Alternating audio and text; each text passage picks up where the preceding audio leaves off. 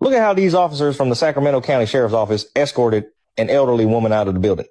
One of the officers directly pushed her to the ground, and the elderly woman was obviously injured. Reasonably, the other officers should have immediately provided medical care to the elderly woman and arrested their colleague for assault. But did these things happen? Of course not. The reality was quite the opposite. On the 7th of October 2024, 71-year-old Orenia Thimhardy was processing her release procedures at the Sacramento County Jail when Deputy Matthew Gurich suddenly became enraged, snatched a pen from her hand, and multiple officers surrounded her, forcibly dragging her toward the exit. At the doorway, Gurich forcefully pushed the elderly woman out the door.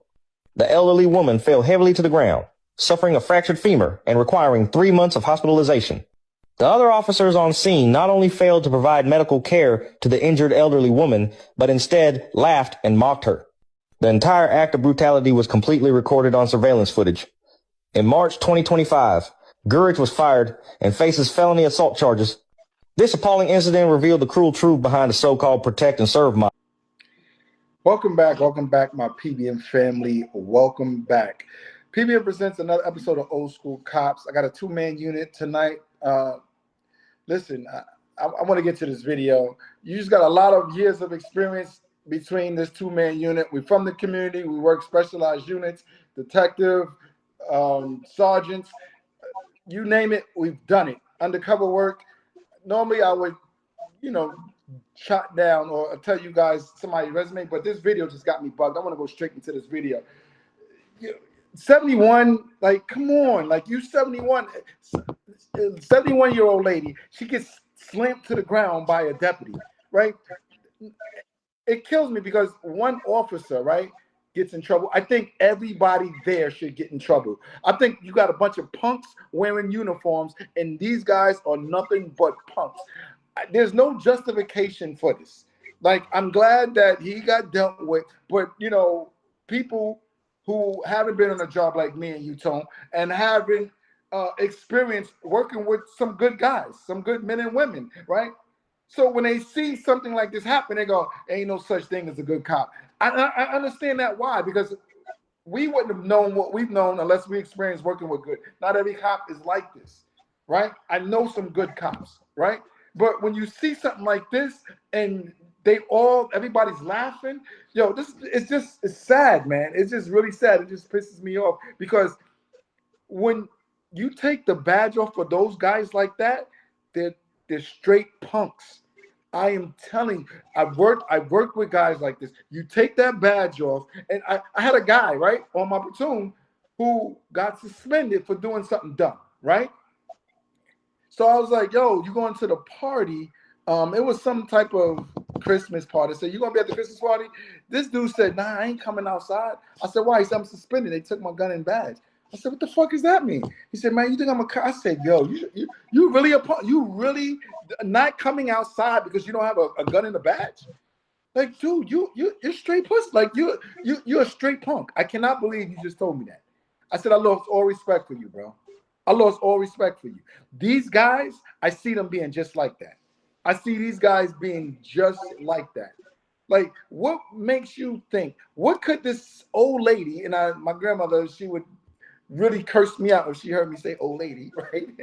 This elder, right, would have done for a young, average age deputy, right, to slam a 71-year-old lady on the ground. Like, it's just, go ahead, Tom. You can take it, bro. I don't even know what to say, bro. Well, it's crazy because when I saw that, right, I saw my mother, my grandmother. I saw a loved one. When that person, I didn't see a color. I saw my family member just get thrown to the ground. And I can't imagine. And at that age, they're so frail. But it doesn't matter because whether they're old or young, you as a professional know better.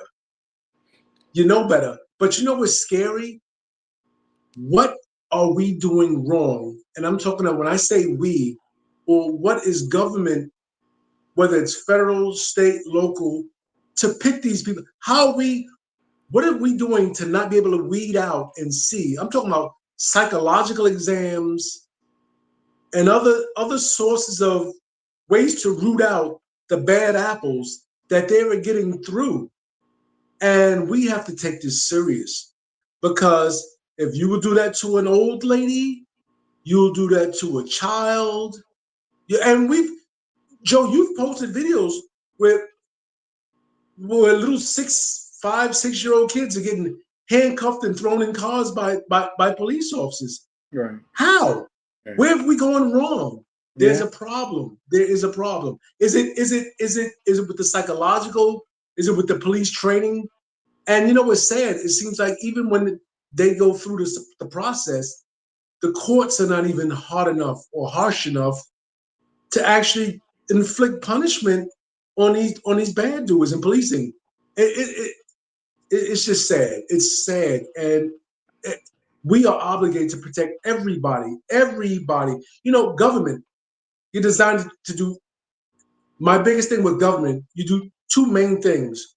You make sure you protect the American citizens, and you make sure everything is fair and equal in this process. And it seems like we are letting people down, and nobody's bringing attention to this, and there's no accountability. And it's sad. It's sad because that could be right now, that could be any one of us or any one of our family members.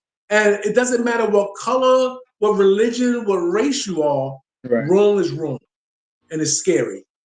Yeah, it is scary. And don't get me wrong, people, I do want you to support the police, law enforcement, because they go out and they're serving the community. They're public servants, right? But if you are one of those, at all costs, I'm going to support them. If you see this video and don't see something majorly wrong, you are the problem.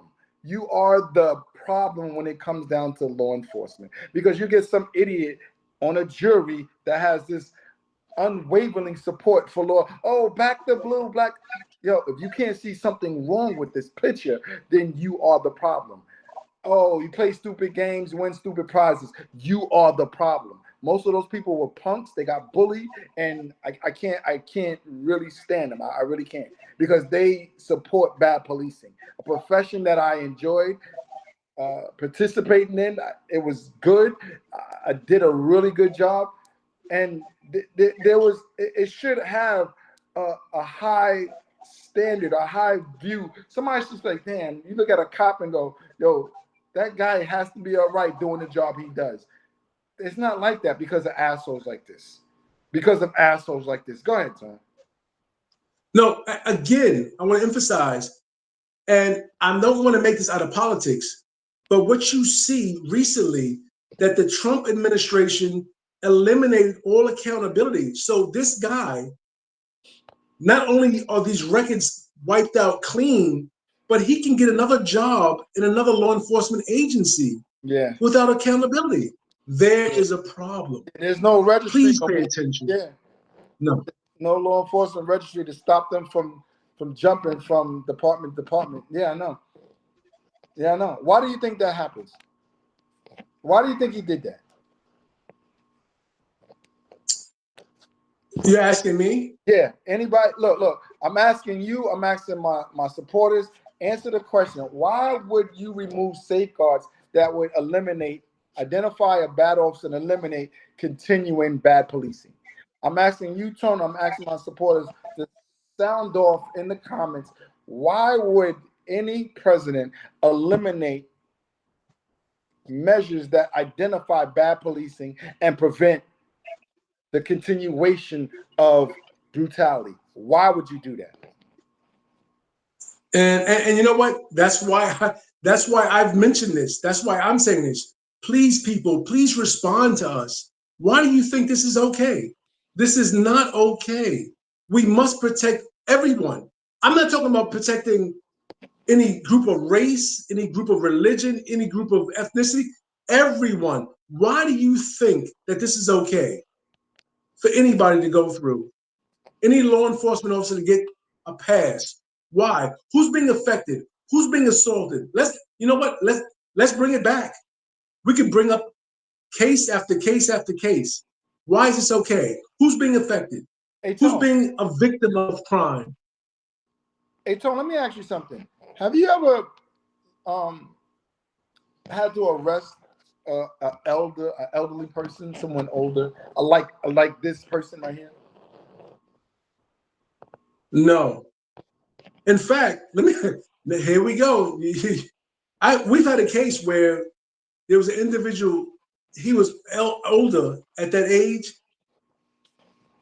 I actually had a couple of cases. There was a female, right? This is a real case. Her son, who he had an addiction to drugs, and he would come in and out of her house, but I had no case. And I was like, ma'am, you're calling, I have nothing to arrest him on, to get him treatment, to get him help. He didn't commit no crime. I know your son's annoying, but you're calling 911. I'm coming here and I can't do anything. Please don't call unless there's a crime. And all she heard was, please don't call. And she wound up hitting me. She struck me. She really struck me. And you know what I saw? I saw at that instance, I saw my aunt or my grandmother hitting me, right? Out of anger and frustration, out of her son, who is bothering and troubling her life, right? And she called the police, and it wound up going to my supervisor. She wanted to make a complaint against me. And when I explained to my supervisor what had happened, he was like, wow, do you want to make should we arrest her because she assaulted you? And I said, no, that lady knows no better. She's going through a thing. Disregard that, let it go. Hey, And he Tone, was hold like, on, wow. No, Tone, let me ask you something. You don't think that 71-year-old knew better? I think she knew better, but she was going through her emotions. Right. She was going through a thing with her child. It was personal. Right. And you, with the discretion given by law enforcement, you said, there's no way in the world I'm going to lock this elderly lady up for taking a swing. And it probably was a tap, right? It didn't hurt you. Like, you just used common sense and said, lady, you can't be hit. Don't, why you do that? Like, you know what I'm saying? You're like, Right. please, Yeah. because you do You that know to what? the officer, they will be taking you downtown. You know, after that, she was on my beat, and I got calls to even go back to the house. So it never even got to that point where she knew that it was to this tension. Yeah. And then I would go back to the house, and she would speak to me, and hey, how you doing? So it never even got to that point. Right. Never got to that point. Now, and the reason why I did that, because the audience, I know you get a lot of, what you mean she didn't know no better? She's 71 years old. Of course she knew better. I just wanted to clarify it. She did know better, right? She touched me. But he took in account that her age, right? You 71, it didn't hurt. She was stressed out, going through a real traumatic stress. She probably don't normally act like that. So he made a judgment call that allowed his discretion to go, I'm not going to lock this. I'm just not going to do that. I mean, somebody that old, not to say they're harmless, because they probably can pull a trigger, right? But in that particular incident, yeah, I didn't. I think you did the right thing. I know you did the right thing. Joe, she was more of a victim of her son's behavior than her putting her finger on me. Right. Plain and simple. Yeah. He's stressing her out. He's coming into her house. He's probably stealing her money, eating her food. Right. I know this. You know what I'm saying? Right. But her touching me was her frustration, asking for help. Right. And that's another thing. And I just couldn't help her. I couldn't help her at that time with my job. Right. And what I did in law enforcement, I couldn't do nothing for her. No, I get it. I understand. But that's another thing I want you guys to understand. What he did, you can't teach that. You can't teach that. You got to have compassion for people. You got to have common sense. I see a lot of, I think cops should have master's degrees. This is the type of job, right, to where the higher you're educated don't make you a better cop. It does not make you a better cop. Because a lot of this job is a common sense job. It's a job you got to have compassion for people. You got to have, you can't teach those things. I see it all the time where people say, "Well, you're on 6 months of training. You know, you get more training, or you require more training as a barber. Like you're cutting hairs. Like this job requires way more common sense, compassion, having understanding, being open-minded than having a master's degree. I think we talked about this before. If you look at a lot of the academy classes, the guy number one ended up being the worst cop on the street. And when I say number one, he's the valedictorian. He got the 100 on test. He was probably academically the smartest guy in the academy. But when you put him on the street and you put him in front of people and you say, all right, figure this out. Try to solve this problem. Where you gotta constantly think, reassess, evaluate, and go, okay, no, you need to do this. Okay, you need to do that. They have problems doing that. Those guys have problems doing that. And so I need y'all guys to understand, throwing massive amounts of education at a cop doesn't make him a better cop. Education can't tell you to have compassion. It can't do that. It can't. You just got to feel that within you. You see how you felt like, lady, come on. Like, I'm not locking you up for that. Technically, it was assault of a police officer. Right. So, right. Probably, right? Would have locked her ass up. Right. No, that second incident that you picked with him pushing a 71-year-old lady, right, he would have dusted her off. Right. He would have really, right? You know what I'm saying? Yeah. And that's not the way to go. No. It isn't. You know, it's bad. It isn't. But just in that instinct, how do we test and find out? How do we gauge that? Right. The same thing with fear and danger. How do you gauge that? There's no test, no measure, but there's something that we have to figure out, how we know that an officer is going to act appropriate when he's dealing with or confronted with this type of situation versus this type of situation.